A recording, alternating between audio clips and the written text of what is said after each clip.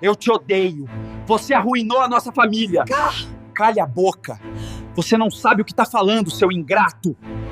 A gente acha que as maiores feridas vêm de estranhos, dos inimigos declarados. Mas não.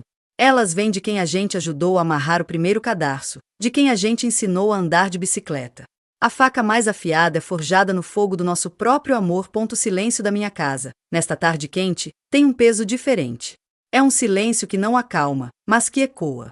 Ele me trouxe de volta, não por vontade, mas por uma memória tão vívida que doeu na pele. Foi me levando de volta 60 anos, para outra casa, outra cozinha, outro cheiro. Eu me lembro do cheiro da terra molhada depois da primeira chuva de verão. Lembro do barulho da sanfona do meu pai, tocando no rádio de válvula. Mas, mais do que tudo, lembro do cheiro do meu filho quando era bebê. Aquele cheiro doce e azedo de leite e talco, um perfume que grudava nas minhas roupas, nas minhas mãos, na minha alma. Eu o chamava de meu pequeno trovão. Porque ele chegou em uma tempestade, um parto difícil e demorado, e desde então a casa nunca mais foi silenciosa.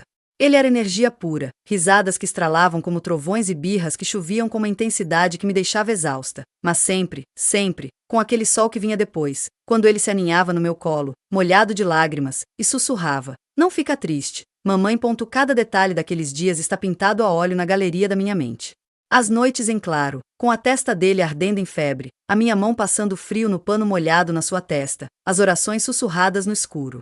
As manhãs de sábado, fazendo bolinho de chuva e vendo seus olhos brilharem quando a primeira fornada saía da frigideira. Eu o ensinei a amarrar os sapatos. Foram tantas tentativas, tantas laçadas desfeitas, até que um dia, seus dedinhos grossos conseguiram fazer o laço perfeito. O sorriso de vitória dele era tão largo que quase não cabia no seu rostinho. Eu guardo cada um desses sorrisos como quem guarda joias preciosas. Era uma vida simples, de alicerce forte. O pai dele, Godofredo, um homem calado como madeira, mas firme como concreto, dizia: "Tem que criar o menino com raízes, mulher. Raízes fortes, para que quando ele tiver asas, saiba para onde voltar." E nós plantamos aquelas raízes com o suor das nossas mãos, com a honestidade das nossas palavras, com a simplicidade do nosso amor. Quando ele cresceu e conheceu a Clara, eu vi uma luz nova nos seus olhos. Uma luz que me encheu de alegria e, devo confessar, de um friozinho na espinha. Uma mudança sempre traz um vento desconhecido. Clara era doce, uma menina de cidade, com mãos macias e um jeito educado que escondia uma certa timidez. Eu a recebi de braços abertos, porque o amor do meu filho era meu amor também. Lembro do dia em que ele a pediu em casamento, aqui mesmo na nossa sala. Ele estava tão nervoso quanto no dia do seu primeiro emprego. E quando ela disse sim, ele me abraçou e sussurrou no meu ouvido: "Consegui, mãe. Encontrei a minha pessoa, como você e o pai." Aquela memória era minha âncora. Era o que eu segurava com força quando a saudade do meu pequeno trovão apertava.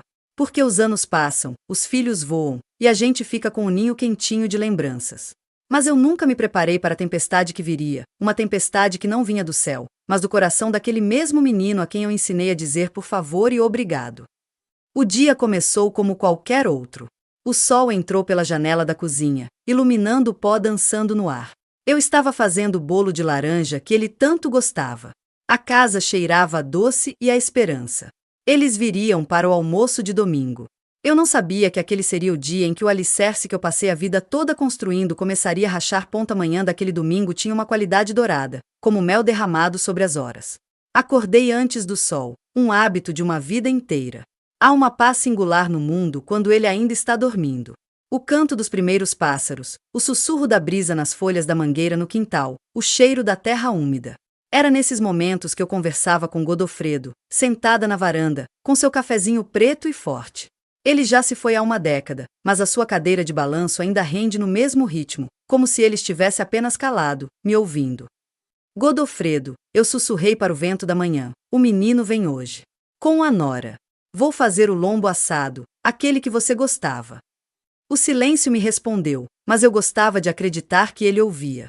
Preparar a comida era o meu jeito de amar, de continuar viva e necessária. Cada tempero no lombo era uma memória. Cada camada do bolo de laranja era um pedaço da minha história. A massa, amarela e fofa, era a mesma da minha infância, da receita da minha avó, escrita a lápis em um caderno já amarelado pelas décadas. Quando a porta da frente bateu, por volta do meio-dia, meu coração deu um pulinho, um reflexo condicionado por anos de espera por aquele som. Mãe! A voz dele ecoou pela casa, preenchendo cada canto vazio. Era uma voz de homem, grave e firme, mas para os meus ouvidos, sempre carregaria um resquício daquele menino de 6 anos gritando no quintal. Saí da cozinha, enxugando as mãos no avental, o coração batendo forte no peito, um misto de ansiedade e alegria. E lá estavam eles. Meu filho, Marco, com seu sorriso largo, mas com uma sombra de cansaço sob os olhos que eu não consegui decifrar na hora. E a Clara, ao seu lado, linda em um vestido florido, segurando uma cesta de piquenique. Trouxe aquelas azeitonas importadas que a senhora gosta, Dona Silvia, ela disse, com aquele seu jeito doce e um pouco contido. Ah, Clara, querida, você não precisava, respondi, abraçando-os. O abraço do Marco foi rápido, quase distraído. O de Clara, mais demorado, e senti nela uma rigidez, uma fina camada de gelo sob a superfície quente do vestido de algodão. O almoço começou bem. A mesa farta, o lombo perfeito, o bolo crescendo lindamente no forno. A conversa fluiu. Marco falou do trabalho, dos projetos, da correria. Suas palavras eram rápidas, quase impacientes. Ele olhava mais para o prato do que para mim. Clara, por sua vez, ficava calada a maior parte do tempo, assentindo com a cabeça, um sorriso pequeno e fixo nos lábios. Ela parecia uma flor murchando lentamente à sombra. Essa carne está um pouco salgada, não está, mãe? Marco comentou, cortando mais um pedaço. Está! Eu achei no ponto, eu disse, sentindo um frio súbito. A receita era a de sempre. É que o médico da Clara disse para ela diminuir o sódio. Temos que nos cuidar, não é, amor? Ele virou-se para ela, mas ela apenas baixou os olhos. Está delicioso, Dona Silvia, não liga para ele, ela murmurou. Eu sorri, tentando dissipar o desconforto. Tudo bem, filho. Da próxima vez coloco menos sal. Mas era como se uma nuvem fina tivesse passado na frente do sol. Pequenas coisas. Ele reclamou que a casa estava abafada, que eu deveria pensar em colocar um ar-condicionado. Criticou as cortinas da sala, dizendo que eram muito antigas, que davam um ar fúnebre ao ambiente. Cada comentário era uma agulha, pequena, quase imperceptível, mas que ia costurando um manto de inadequação em volta dos meus ombros. Eu me via sentada àquela mesa, a mesma mesa de madeira maciça que Godofredo e eu escolhemos com tanto cuidado, e me sentia uma estranha na minha própria história. Aquele não era o meu pequeno trovão. Aquele era um homem apressado, um estranho de opiniões duras e olhar crítico. E no rosto de Clara, eu via um reflexo da minha própria confusão, misturada com uma ponta de medo. Foi então que a conversa virou para as lembranças. Era o meu porto seguro. Lembra, Marco, daquele dia em que você subiu na mangueira para pegar a pipa e não conseguia descer? Seu pai teve que pegar a escada. Ele interrompeu minha frase no meio. Mãe, por favor. Isso não tem a menor importância. São coisas do passado. O golpe foi seco e rápido. Não tem importância. Eu senti as palavras como um tapa. São as nossas histórias, Marco. Histórias de um tempo que não existe mais, ele disse, com um suspiro de impaciência. Você vive no passado, mãe. Precisa se atualizar, sair mais, conhecer gente nova. Ficar remoendo essas coisas antigas não faz bem. O silêncio que se seguiu foi o mais pesado que já senti naquela casa. Até os pássaros do lado de fora pareciam ter calado. Eu olhei para as minhas mãos, calejadas e marcadas pelas veias, sobre a toalha de mesa que eu mesma tinha bordado. Mãos que acalmaram, que cozinharam, que construíram. E para ele, eram apenas parte de um passado que não tinha importância. Foi nesse silêncio estrondoso que a tempestade que eu sentia no ar finalmente se formou. E eu, tola, ainda pensei que o bolo de laranja, saindo quentinho do forno, pudesse trazer de volta o sol. O cheiro do bolo deveria ter preenchido a casa com um conforto dourado. Era o cheiro da infância, da segurança, do amor incondicional que se serve em fatias generosas. Mas naquela sala de jantar, o aroma doce da laranja e do cravo disputava espaço com uma tensão ácida, cortante. Eu coloquei o bolo no centro da mesa, ainda na forma, com seu glacê brilhando sob a luz do candeeiro. Um ato de paz. Uma oferenda. Olha só, mãe ainda se lembra do meu favorito, disse Marco, e pela primeira vez desde que haviam chegado, pareceu haver um lampejo do meu filho naqueles olhos. Mas era um lampejo fugaz, logo ofuscado por algo que eu ainda não compreendia. É claro que me lembro, filho. É a receita da avó Isaura. Você ajudava a bater os ovos, lembra? E sempre roubava um pouquinho do glacê antes da hora. Eu sorri, tentando pescar aquele menino no fundo do olhar do homem. Ele não correspondeu ao sorriso. Em vez disso, pegou o porta-bolos e o puxou para mais perto de si, examinando-o com um ar crítico. Mas hoje em dia, Clara faz um bolo de laranja light, com adoçante, farinha integral. Muito mais saudável. A gente tem que se preocupar com a saúde, mãe. Açúcar é um veneno. As palavras dele caíram sobre mim como pedras. Veneno? O meu bolo, a minha receita de família, o sabor que embalou os seus melhores sonhos de infância, era veneno? Eu olhei para Clara, buscando algum apoio, mas ela estava estudando o padrão da toalha de mesa com uma intensidade súbita, suas orelhas avermelhadas. Marco, ela sussurrou, um aviso na voz. O quê, Clara? É a verdade. Mãe tem que se cuidar também. Olha a pressão dela. E esse excesso de peso não faz bem. Ele falou como se eu não estivesse ali. Como se eu fosse um móvel antigo, surdo e cego. Eu senti um calor subir do meu peito até o rosto. Uma mistura de vergonha, raiva e uma dor tão profunda que quase me tirou o fôlego. Marco, eu disse, e a minha voz saiu trêmula, como um fio desfiado. Eu acho que você está sendo duro. Foi como se eu tivesse acionado um gatilho. Duro? Ele riu, um som seco e sem humor. Duro é ver você presa neste casarão, vivendo de lembranças, se recusando a mudar qualquer coisa. Duro é ter que me preocupar com você sozinha aqui, com essa teimosia de não querer vender essa casa e ir para um apartamento moderno, prático. Esta casa é a minha vida, eu protestei, a voz falhando. São as suas memórias também. Que memórias, mãe? De um pai que trabalhava o dia todo e de uma mãe que só sabia falar do passado? Prefiro pensar no futuro. Ele ergueu a voz, e o som ecoou na sala como um trovão dentro de um copo. Eu fiquei paralisada. O mundo ao meu redor desfocou. A mesa, o bolo, a luz do candeeiro. Tudo se tornou um borrão, exceto o rosto do meu filho, distorcido por uma raiva que eu não entendia. O pequeno trovão não era mais uma força da natureza, era uma explosão calculada, direcionada. E então, veio o golpe. O mais profundo. Ele olhou para mim com desdém, um olhar que eu nunca tinha visto nele, nem nos seus piores momentos de adolescente. E cuspiu as palavras: você sempre foi assim. Uma mulher simples, de pensamentos pequenos. Viveu uma vida pequena, numa casa pequena, com sonhos pequenos. E quer que eu também viva preso a essa pequenez. Mas cansei, mãe. Cansei da sua pieguice, das suas histórias ultrapassadas. Você é cafona. Sempre foi. Cafona. A palavra pairou no ar, pesada, venenosa, grotesca. Ela não descrevia apenas as minhas cortinas ou a minha mobília. Ela me descrevia. A minha essência. Tudo que eu era, tudo que eu havia construído, o amor que eu tinha dado, as noites em claro, as mãos calejadas, tudo foi reduzido àquela palavra horrível e vazia. O chão sumiu debaixo dos meus pés. Eu não conseguia respirar. Era como se ele tivesse pegado uma foto de toda a minha vida e a tivesse rasgado em 1000 pedacinhos diante dos meus olhos. Eu me vi, menina, jovem, mãe, viúva, e em cada uma daquelas versões de mim, ele colou um rótulo, cafona. Eu abri a boca, mas nenhum som saiu. Apenas um fio de ar, um suspiro de alma ferida. As lágrimas, que eu tanto tentava conter, começaram a rolar, quentes e silenciosas, marcando caminho pelas minhas bochechas enrugadas. Eu não tinha mais defesa. Aquele era o meu filho. E ele tinha me aniquilado. E no silêncio que se seguiu ao estrondo, no vácuo deixado pela sua explosão, foi que aconteceu o inesperado. O mundo tinha parado. O único som era o latejar do meu próprio sangue nos ouvidos, um tambor fúnebre marcando o ritmo da minha desolação. Eu olhava para o Marco, mas já não o enxergava.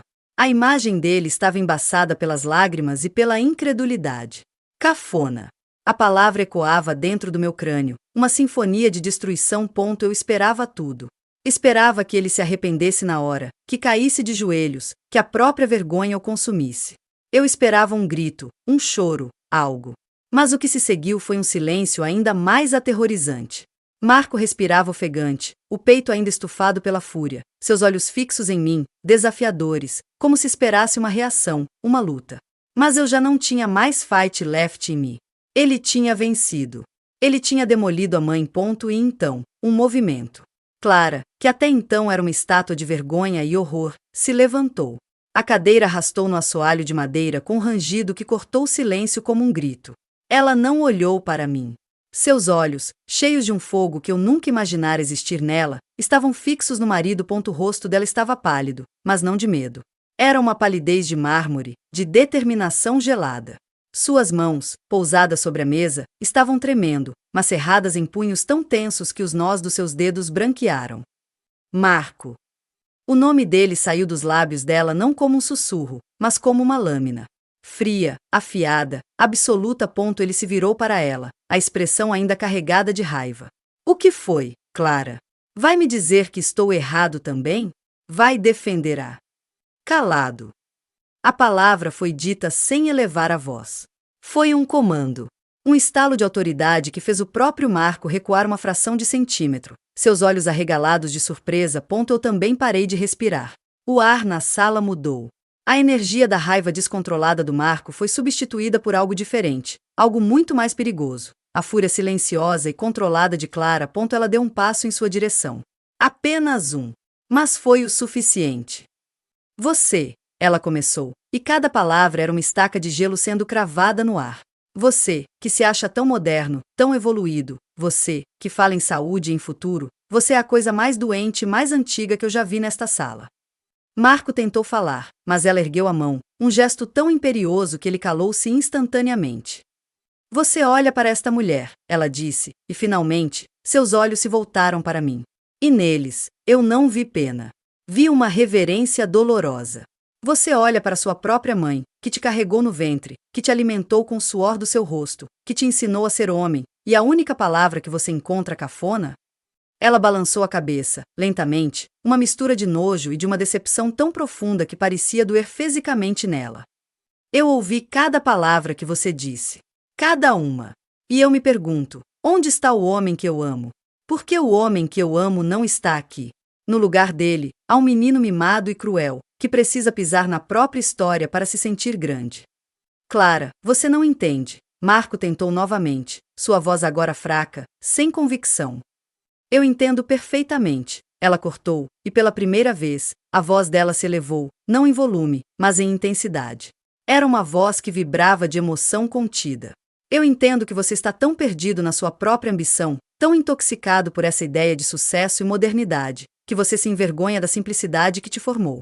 Você tem vergonha da sua mãe, Marco. E deixe-me te dizer uma coisa: ter vergonha da sua mãe é ter vergonha da sua própria alma.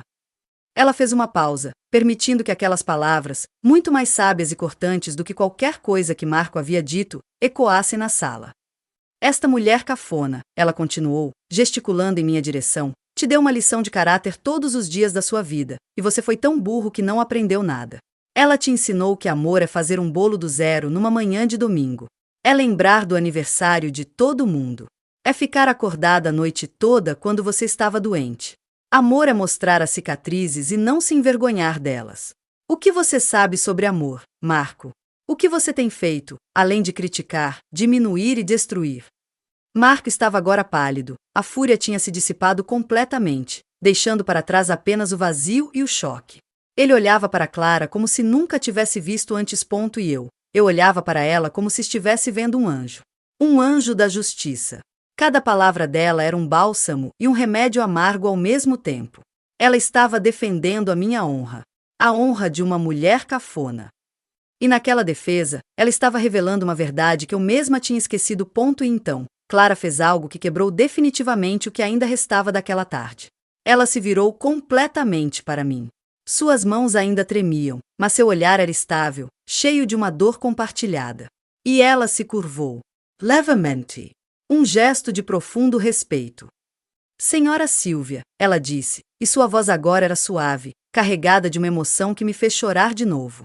Em nome do meu marido, da família que eu escolhi entrar, e em nome de toda a decência que ele parece ter esquecido, eu peço perdão. Eu sinto muito. Sinto muito por cada palavra cruel, por cada olhar de desdém, por cada memória que ele tentou manchar.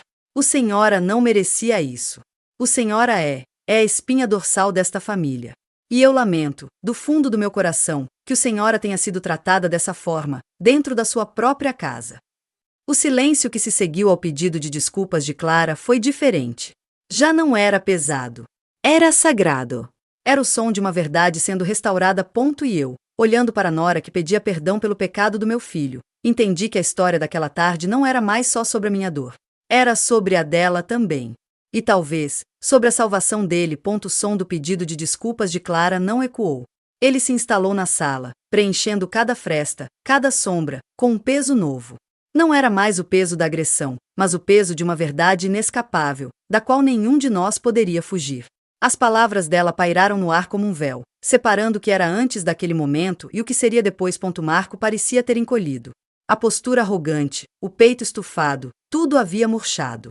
Ele estava encolhido na cadeira, olhando para as próprias mãos como se não as reconhecesse, como se elas tivessem cometido um crime.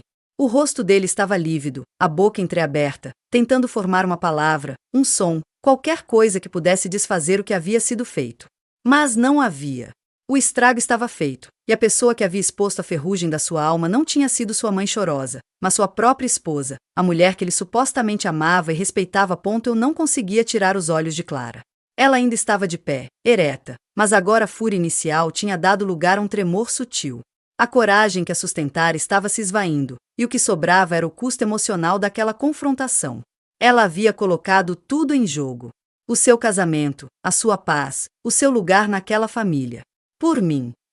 Clara, eu finalmente consegui falar, minha voz um fio de rouquidão.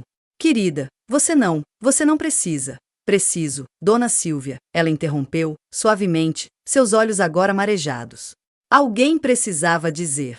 Alguém precisava colocar um espelho na frente dele. E sinto muito que tenha que ser eu. Sinto muito que a senhora tenha que presenciar tudo isso. Foi então que Marco se moveu. Ele se levantou da cadeira, um movimento desengonçado, como se seus membros não obedecessem mais ao cérebro. Ele olhou para Clara, e em seus olhos havia uma confusão dilacerante. Raiva! Vergonha! Arrependimento! Era um turbilhão que eu conseguia ver mesmo à distância. Clara, a voz dele saiu quebrada, um sussurro áspero. O que você? Como você pôde? Como eu pude? Ela se virou para ele, e a dor no rosto dela era tão intensa quanto a minha. Eu pude porque ainda me lembro do homem com quem me casei. E aquele homem não faria isso. Aquele homem não humilharia a própria mãe para massagear o seu próprio ego ferido. Ela engoliu seco. Eu estou grávida, Marco. O mundo parou de novo. Dessa vez, por uma razão completamente diferente. A informação caiu no silêncio da sala como uma bomba que não explode, mas que transforma tudo ao seu redor. O quê? Marco balbuciou, seus olhos arregalados, indo do rosto dela para o seu ventre ainda plano. Estou com 8 semanas, ela continuou, sua voz trêmula, mas clara. Eu ia te contar hoje, depois do almoço. Era para ser uma surpresa feliz. Ela deu uma risada amarga. Sem humor, eu estava sentada aqui, ouvindo você despejar todo esse veneno na mulher que vai ser a avó do nosso filho, e eu pensei, meu Deus, eu estou trazendo uma criança ao mundo para este homem? Um homem que é capaz de isso. As lágrimas finalmente romperam as barreiras de Clara. Elas correram silenciosas por seu rosto, mas ela não as enxugou. Elas deixou cair, como uma purgação. Eu pedi perdão à sua mãe porque eu não quero que o meu filho, o seu filho, um dia aprenda com você que é ok tratar a mulher que te deu a vida com desprezo. Eu pedi perdão porque eu rezo para que ele tenha a força e a dignidade da avó, e não a pequenez do pai. Cada palavra dela era um martelo batendo no Marco. Ele recuou como se tivesse sido fisicamente golpeado. A gravidez. A perspectiva de um filho. A imagem que ela pintava dele como um pai tóxico, um modelo negativo. Tudo isso se amontoou sobre ele, sobre o peso do que ele havia feito, e foi demais. Ele não disse nada. Apenas balançou a cabeça, devagar, depois mais rápido, como se tentasse negar a realidade. Então, ele se virou e, sem olhar para nenhuma de nós, saiu da sala.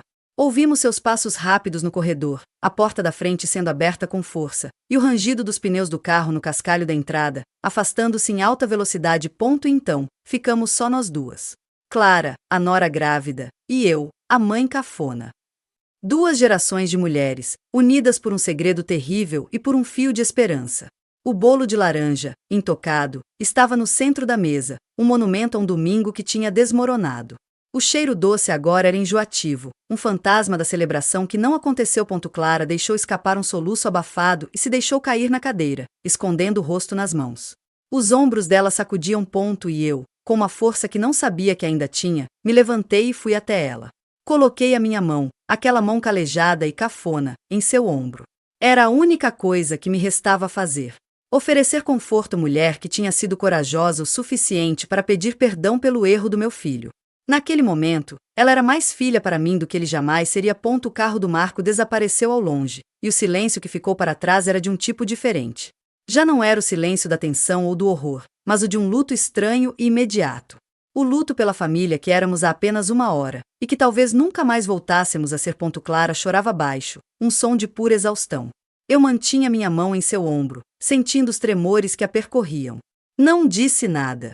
As palavras eram insuficientes. Em vez disso, comecei a passar a mão levemente em suas costas, um gesto antigo, o mesmo que fazia com Marco quando ele tinha pesadelos. Um ritmo lento, constante, uma âncora no meio do caos. Depois de um longo tempo, os soluços dela foram diminuindo até se tornarem suspiros profundos e trêmulos. Ela ergueu o rosto, inchado e marcado pelas lágrimas, e olhou para mim. Seus olhos, normalmente tão serenos, estavam vermelhos e cheios de um medo profundo. Ele me odeia agora, ela sussurrou, a voz rouca. Não, minha filha, eu respondi, e a palavra filha saiu naturalmente, sem esforço. Ele não te odeia. Ele tem medo. Medo do próprio reflexo que você mostrou para ele. Às vezes, a verdade é um espelho muito difícil de encarar. Ela balançou a cabeça, duvidando. E o bebê? Meu Deus, Dona Silvia, o que eu fiz? Você fez o que uma boa mãe faz, Clara. Você protegeu o seu filho. Mesmo antes dele nascer, você já está lutando por ele. Está lutando para que ele tenha um pai melhor, um homem melhor. Eu me sentei na cadeira ao lado dela, minhas pernas já não me sustentando. Você foi mais corajosa hoje do que eu fui em toda a minha vida. Ela me olhou, surpresa. Como assim? O senhora é a pessoa mais forte que eu conheço. Eu dei uma risada suave, amarga. Força? Minha querida, eu passei a vida toda confundindo força com silêncio. Eu engoli desaforos, aceitei migalhas de atenção, me contentei com a saudade porque achava que era isso que uma boa mãe fazia, se anular para que o filho brilhasse. O que você fez hoje, confrontar a verdade, mesmo sabendo que ia doer, isso sim é força. Você não pediu desculpas por ele, Clara. Você pediu desculpas por nós. Por essa família. Você tentou consertar um elo quebrado. Peguei a mão dela, fria e trêmula, entre as minhas. E então, eu comecei a falar. Não sobre o Marco de agora, mas sobre o Marco de antes. Sobre o menino. Você quer conhecer o homem com quem você se casou? O homem verdadeiro, eu perguntei. Ela sentiu, os olhos fixos nos meus, faminta por uma verdade que não fosse aquela dor. Ele tinha 7 anos, eu comecei, fechando os olhos, deixando a memória me levar. Godofredo tinha feito um carrinho de rolimã, um traste lindo, de madeira maciça. O Marco estava empolgado, desceu a rua de ladeira abaixo, mais rápido do que devia. Caiu. Ralou o joelho, o cotovelo, o queixo. Sangrou muito. Quando eu corri até ele, esperando um choro, um berro, ele estava sentado no chão, segurando o joelho sangrando, e suas primeiras palavras foram: "Não chora, mãe." O carrinho não quebrou. Um sorriso triste se desenhou nos meus lábios. Ele sempre foi protetor. Tinha um coração enorme. Uma vez, encontrou um passarinho caído no quintal, com a asa quebrada. Ele fez uma casinha de papelão, encheu de algodão, e passou 3 dias alimentando o bichinho com uma colherinha, gota a gota. Quando o passarinho voou, ele chorou. Não de tristeza, mas de alegria. Continuei. Contei sobre o adolescente que ficava constrangido quando eu o abraçava na porta da escola, mas que, se eu estivesse doente, faltava às aulas para ficar em casa e me fazer uma sopa intragável, mas cheia de amor. Contei sobre o jovem homem que, quando o pai morreu, não chorou na frente de ninguém, mas que eu encontrava de madrugada na cozinha, apenas olhando pela janela, segurando a xícara de café favorita do Godofredo. Ele tinha um coração de ouro, Clara, eu disse, minhas próprias lágrimas voltando a correr, mas agora eram doces, de saudade. Um coração sensível e profundo. A ambição, a pressa, essa necessidade de apagar o passado, isso é uma casca. Uma armadura que ele vestiu para o mundo, e que, infelizmente, ele não soube tirar quando chegou em casa. Ele se perdeu dentro da própria persona que criou. Clara me ouvia, absorta, como se eu estivesse contando uma história sagrada. E era. Era a história do homem que ela amava, sepultado sob as camadas de arrogância e insegurança. Ele não é um monstro, eu sussurrei. Ele é um menino assustado que esqueceu o caminho de casa. E as suas palavras, hoje, podem ter sido o primeiro sinal de que ele ainda pode se encontrar. Ela apertou a minha mão. E o bebê? O bebê, eu disse, olhando para o seu ventre ainda plano, já tem uma avó que vai amá-lo incondicionalmente. E uma mãe que é um verdadeiro tufão de coragem. É um bom começo. Naquele momento, a dor da ofensa ainda estava lá, uma ferida aberta e latejante. Mas sobre ela, começamos a construir um novo tipo de intimidade, Clara e eu. Uma aliança forjada no fogo da verdade. Enquanto a tarde caía do lado de fora, pintando a sala de laranja e roxo, nós duas, a velha e a jovem, sentamos naquela mesa de jantar, entre os cacos da nossa família, e começamos, lentamente, a recolhê-los. Um por um ponto a noite caiu sobre a casa como um cobertor pesado. Clara, exausta e emocionalmente esgotada, adormeceu no quarto de hóspedes. Eu a cobri com o edredom que minha mãe havia feito, um trabalho de retalhos coloridos, cada quadrado uma história. Ela se aninhou sob ele, e pela primeira vez desde que a confusão começou, seu rosto pareceu tranquilo, quase infantil. Fiquei um tempo na porta, observando-a dormir, uma pontada de amor feroz e protetor apertando meu peito. Ela e o bebê. Meu novo propósito. Desci para a sala, que estava mergulhada na penumbra. Não acendi as luzes. A escuridão era companheira, agora. Sentei-me na minha poltrona, na varanda, olhando para a rua deserta. A cadeira de balanço de Godofredo estava vazia ao meu lado, mas eu sentia sua presença de uma maneira mais forte do que em muitos anos. Godofredo, sussurrei para a noite, o nosso trovão, ele se perdeu. A imagem do rosto do Marco, distorcido pela raiva, ainda queimava atrás das minhas pálpebras. Mas agora, misturada a ela, estava a imagem do menino do joelho ralado. Do jovem com a xícara de café do pai. A dor da ofensa e a ternura das lembranças travavam uma guerra dentro de mim. Como podia a mesma pessoa ser fonte de tanto amor e de tanta dor? O telefone celular, que Marco me deu anos atrás e que eu mal sabia usar, ficou silencioso sobre a mesinha de centro. Nenhuma mensagem. Nenhuma ligação. Aquele silêncio era, de certa forma, mais assustador do que a sua fúria. Era o som do abismo que se abria entre nós. Peguei uma velha caixa de fotografias que ficava debaixo da mesa. Era uma caixa de sapatos, forrada com papel de seda amarelado. Acendi uma pequena lâmpada e comecei a passar as fotos, uma a uma. Lá estava ele. Marco no seu primeiro dia de aula, de uniforme impecável, segurando a minha mão com força. Marco com 10 anos, pescando com o pai, segurando um peixe minúsculo com um sorriso de orelha a orelha.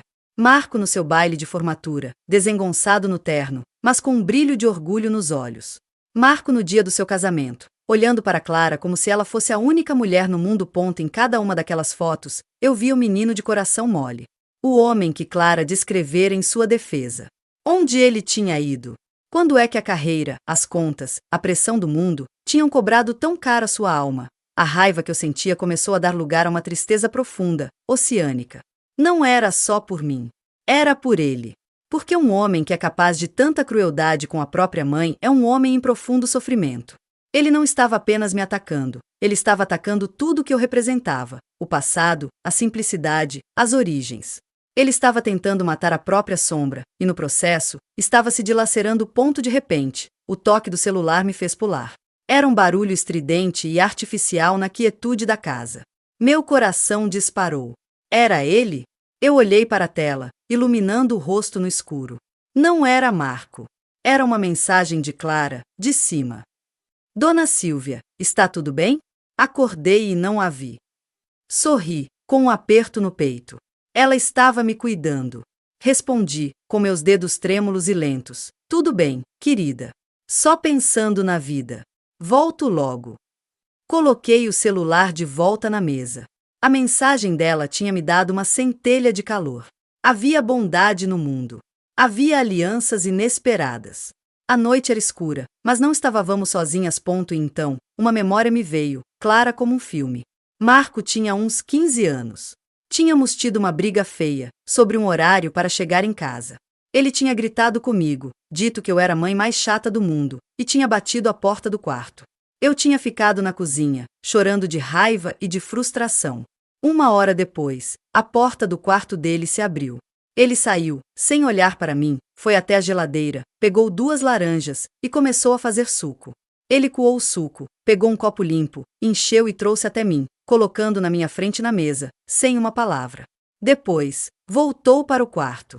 Aquele copo de suco de laranja, feito com as próprias mãos dele, tinha sido seu pedido de desculpas.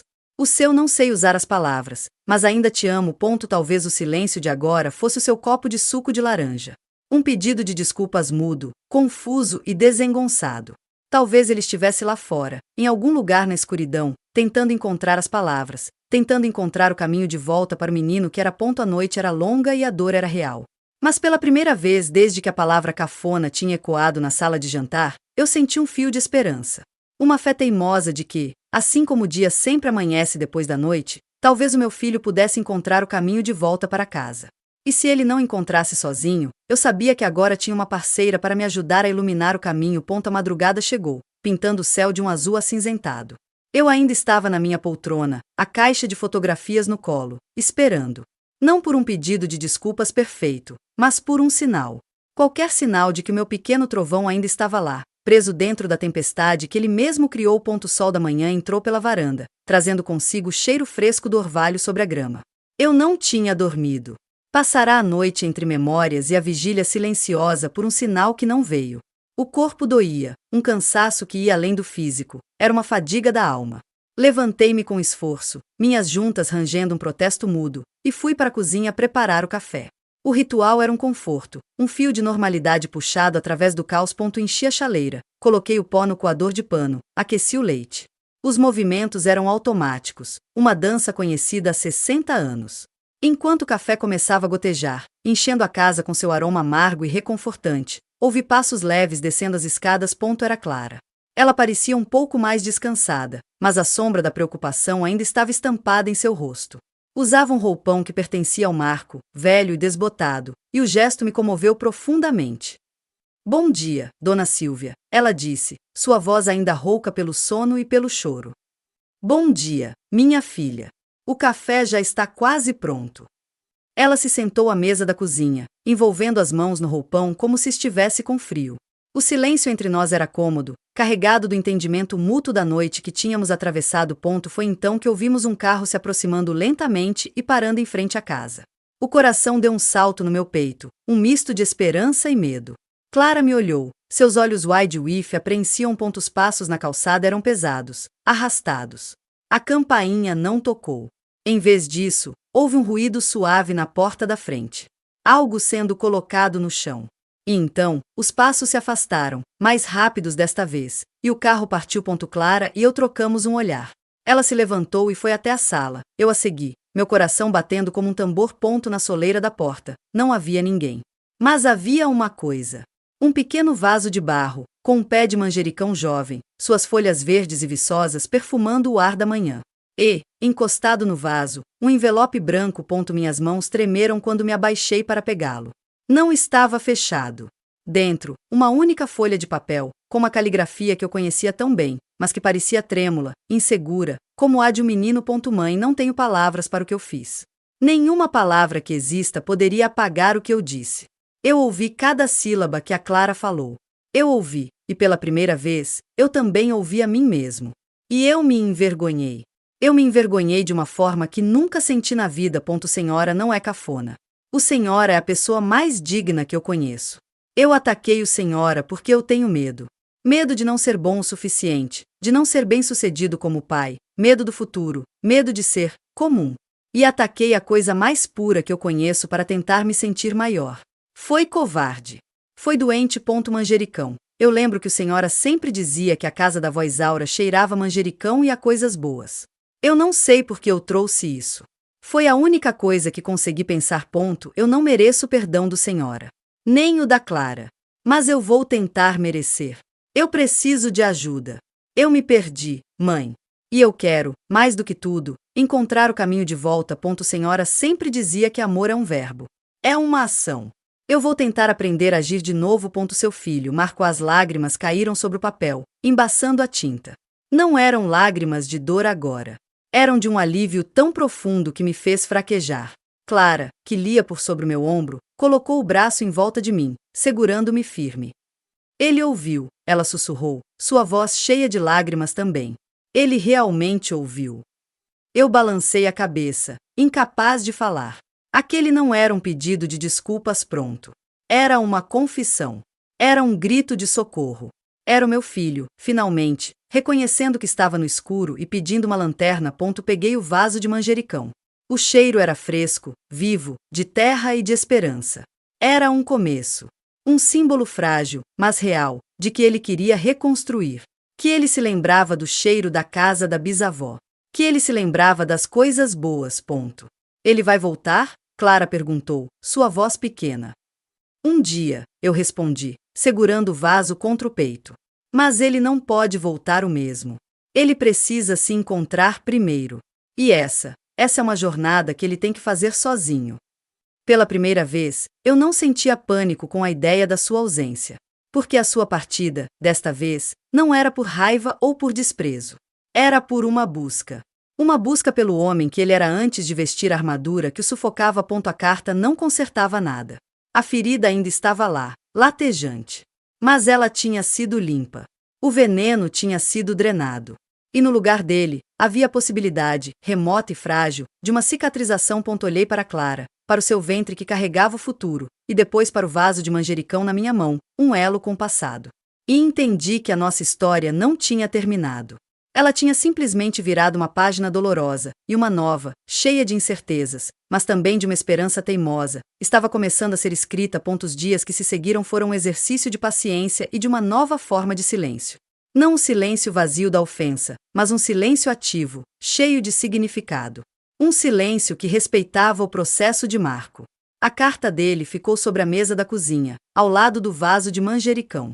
Eu a lia todos os dias, não para me torturar, mas para me lembrar de que por baixo daquela explosão de crueldade, ainda havia um coração que batia, confuso e arrependido. Clara decidiu ficar comigo por alguns dias. A sua presença era um bálsamo. Ela não tentou preencher o silêncio com palavras vazias.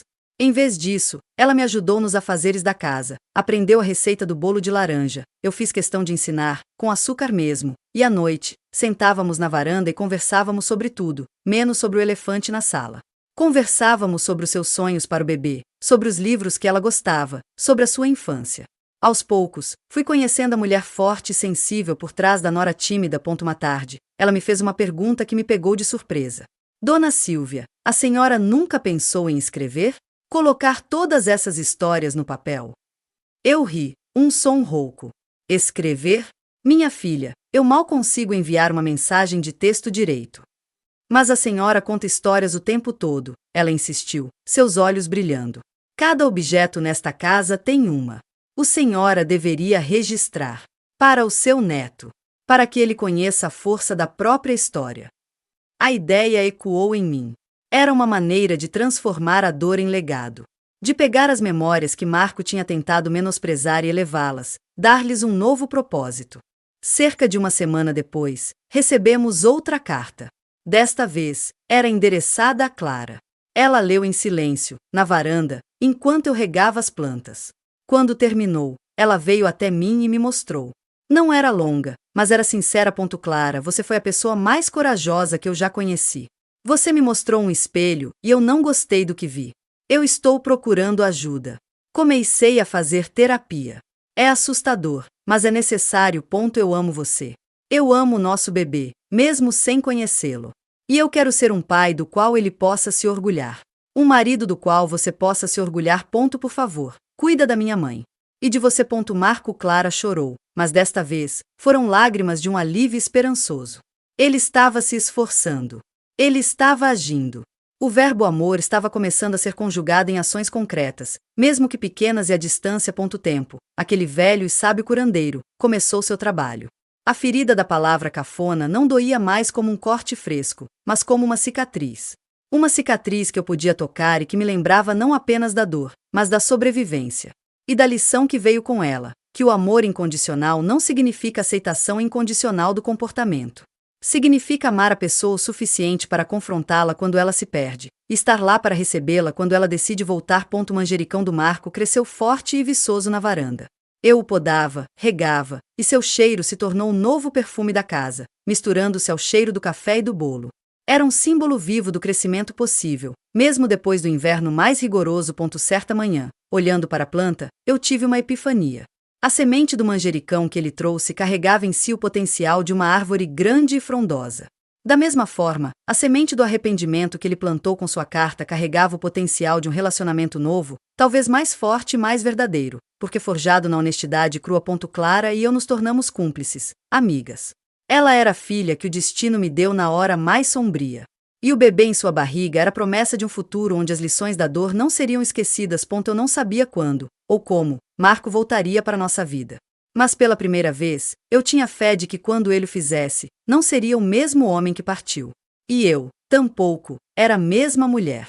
A mãe cafona tinha aprendido a levantar a voz, não através de gritos, mas através do silêncio respeitoso, da fronteira imposta pelo amor, e da paciência de esperar pelo verdadeiro renascimento do seu filho. A cicatriz estava lá. Mas sob ela, uma semente de esperança, regada pelas lágrimas de todas nós, começava a brotar. Meio do roteiro. Engajamento com o público. Se você está gostando do vídeo, inscreva-se no canal e deixe o seu like. Também conte pra gente de onde você está assistindo. Gostamos de saber até onde a nossa história chega. Um mês se passou. A primavera chegou com tudo, pintando o jardim de cores que eu nem sabia que ainda existiam. A barriga da Clara já começava a aparecer, um pequeno e doce arredondamento sob seus vestidos. Era um lembrete constante da vida que insistia em seguir em frente, em florescer apesar de tudo. Eu tinha começado, timidamente, a seguir o conselho dela.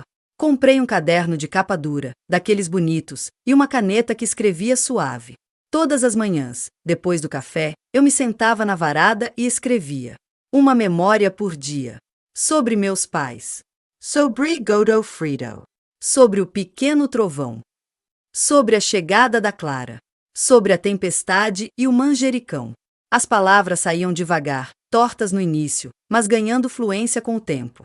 Era como se eu estivesse desenterrando tesouros de um baú há muito tempo fechado e limpando a poeira para que brilhassem de novo. Foi numa dessas manhãs, enquanto eu escrevia sobre o dia em que Marco aprendeu a andar de bicicleta, que o vi. Ele estava parado do outro lado da rua, imóvel, observando a casa. Meu coração parou. Ele estava mais magro. Os ombros, antes carregados de uma tensão invisível, agora pareciam mais soltos, mas sua postura era de uma hesitação profunda. Ele não se aproximou. Apenas ficou lá, como se estivesse se preparando, ou talvez se permitindo ser visto. Clara, que estava lendo no sofá, percebeu a minha imobilidade e veio até a varanda. Ela viu ele e sua mão voou instintivamente para a barriga. Ela não disse nada. Apenas colocou a mão no meu ombro, um gesto de solidariedade silenciosa. Foi então que Marco deu o primeiro passo. Cruzou a rua devagar. Seus passos eram medidos, como se o caminho até o nosso portão fosse uma via sacra. Ele parou do lado de fora, não ousando entrar. Ele olhou para mim. E nos seus olhos, eu não vi mais a arrogância ou a raiva. Vi medo. Vi vulnerabilidade. Vi uma humildade que doía de se ver, mas que era necessária. E, no fundo daquela dor, vi o menino. O meu menino. Mãe, ele disse, e a voz dele era um sussurro rouco, carregado de emoção. Eu me levantei, apoiando-me na cadeira. Minhas pernas tremiam. Caminhei até o portão, abri-o com um rangido familiar, e fiquei diante dele. Ele olhou para as minhas mãos, para o meu rosto, e suas próprias mãos tremeram. Eu não sei por onde começar. O manjericão está lindo, eu disse, minha voz suave. Cresceu muito. Ele olhou para a planta na varanda, e seus olhos se encheram de lágrimas. Aquele simples comentamento, aquele reconhecimento do seu gesto, quebrou uma barreira. Eu estou tentando, mãe. Eu juro que estou. As lágrimas começaram a rolar livremente pelo seu rosto. Não eram lágrimas de drama, mas de um arrependimento profundo e genuíno. Eu estou fazendo terapia. Estou tentando entender de onde veio tanta escuridão. E eu sei que nada do que eu disser vai apagar o que eu fiz. As palavras, elas são insuficientes. Algumas palavras são, eu concordei, calmamente. Mas outras ações, Essas podem ser suficientes. Ele assentiu, enxugando o rosto com a manga da camisa, um gesto infantil que me comoveu. Então, ele se virou para Clara, que ainda estava na varanda, observando. Clara, ele chamou. Eu li um livro sobre paternidade. E eu prometo, todos os dias, que vou me esforçar para ser o pai que o nosso filho merece. E o marido que você merece. Eu não mereço o perdão de vocês. Mas eu vou passar a minha vida toda tentando merecer a sua confiança. Um pouquinho de cada vez.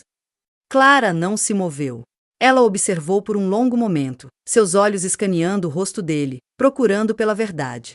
E então, ela deu um pequeno aceno. Um aceno que não era um está tudo perdoado, mas um eu estou disposta a ver no que isso vai dar. Era um começo. Marco respirou fundo, como se um peso imenso tivesse sido levemente aliviado. Ele olhou de volta para mim. Posso um dia voltar a sentar à sua mesa, mãe? Eu olhei para ele, para o homem ferido e humilde diante de mim. Olhei para a nora corajosa na varanda. Olhei para o vaso de manjericão, verde e vibrante. E olhei para dentro de mim, para a cicatriz que havia se tornado parte da minha história, mas que não me definia mais.